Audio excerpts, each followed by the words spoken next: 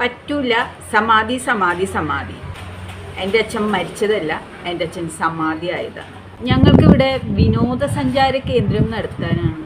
തീർത്ഥാടനമല്ലേ ഉദ്ദേശിച്ചത്? അതെ. അപ്പോൾ അച്ഛന് സമാധി സർട്ടിഫിക്കറ്റ് ഉണ്ടോ? ഇപ്പോൾ അച്ഛൻ്റെ മരണ സർട്ടിഫിക്കറ്റ് വേണമെന്ന് പറഞ്ഞുകൊണ്ട് കോർപ്പറേഷനെ സമീപിച്ചിരിക്കുകയാണ് സമാധിക്കാരൻ്റെ മക്കൾ.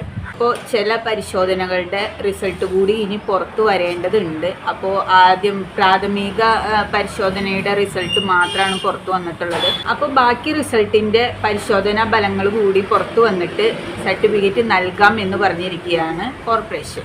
ഇപ്പോഴാണ് ഇവർക്ക് മനസ്സിലായത് മരണ സർട്ടിഫിക്കറ്റ് ഇനിയുള്ള തുടർ കാര്യങ്ങൾക്ക് മരണ സർട്ടിഫിക്കറ്റ് ആവശ്യമുണ്ട് എന്നുള്ളൊരു കാര്യം ഇപ്പോഴാണ് സമാധിക്കാരൻ്റെ മക്കൾക്ക് മനസ്സിലായിട്ടുള്ളത്. കേരളത്തെ ഇത്രയേറെ ചിരിപ്പിച്ച ഒരു മരണം ഇതിനു മുമ്പ് ഉണ്ടായിട്ടില്ല, സമാധി ഉണ്ടായിട്ടില്ല എന്നാണ് എനിക്ക് തോന്നുന്നത്. ഒരു മരണം നടന്നു എന്ന് കേൾക്കുമ്പോൾ നമ്മൾ വിഷമതയോടെ നോക്കിക്കാണേണ്ട സ്ഥാനത്ത് എല്ലാവരും കേരളത്തിൽ ഒന്നടങ്കം എല്ലാവരും ചിരിച്ച ഒരേ ഒരു മരണം ഈ സമാധി മരണമാണ്. ഒരു മരണവാർത്ത കേട്ടാൽ നമ്മൾ ആരും ചിരിക്കില്ല അല്ലേ? ഈ മരണവാർത്ത കേട്ട് ചിരിച്ച് പണ്ടാറടങ്ങിയ ഒരേ ഒരു മരണം ഇത് മാത്രം. സമാധി ഇത് മാത്രമാണ് കേട്ടോ.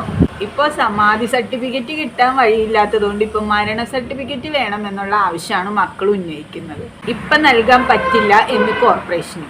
എങ്ങനെയുണ്ട്? ഇപ്പോൾ സമാധിക്കാരൻ്റെ ഭാര്യ തന്നെ വന്ന് യഥാർത്ഥ കാര്യങ്ങൾ തുറന്നു പറഞ്ഞിരിക്കുകയാണ്. ദാരിദ്ര്യം കാരണം കഞ്ഞിക്ക് വകയില്ലാത്ത ഒരു അവസ്ഥയിലാണ് ഇപ്പോൾ ആ കുടുംബം കഴിയുന്നത് എന്നൊക്കെയാണ് സമാധിക്കാരൻ്റെ ഭാര്യ പറയുന്നത്. അവിടം അവർക്ക് വിനോദസഞ്ചാര കേന്ദ്രമാക്കാനുള്ള പ്ലാനൊക്കെ ഉണ്ടായിരുന്നു. ഇപ്പം അവിടേക്ക് ആരും തന്നെ തീർത്ഥാടനത്തിന് വരുന്നില്ല എന്നാണ് ഇപ്പോൾ അറിയാൻ കഴിയുന്ന ന്യൂസ്. ലോകത്തെങ്ങും കേട്ടിട്ടില്ലാത്തതുപോലെ ഒരാൾ സമാധി ആയാൽ സമാധി എന്നിനി ഇതിനെ പറയാൻ കഴിയില്ല.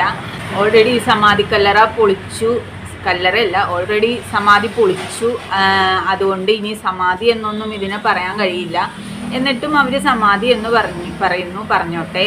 നമ്മൾ ഹിന്ദുക്കൾക്ക് അറിയാമല്ലോ കുറേയൊക്കെ കാര്യങ്ങൾ. ഒരാൾ സമാധി ഇരുന്നതിൻ്റെ മേളിൽ ഒരു ശിവലിംഗം കൊണ്ടുവന്ന് പ്രതിഷ്ഠിക്കും എന്നൊക്കെ പറയുന്നത് മറ്റുള്ളവർക്കത് മനസ്സിലാക്കാൻ കഴിയാൻ യുക്തിക്ക് നിരക്കാത്ത കാര്യങ്ങളാണ് ഇവരിങ്ങനെ അന്ധവിശ്വാസം കൊണ്ട് പറഞ്ഞുകൊണ്ടിരിക്കുന്നത്.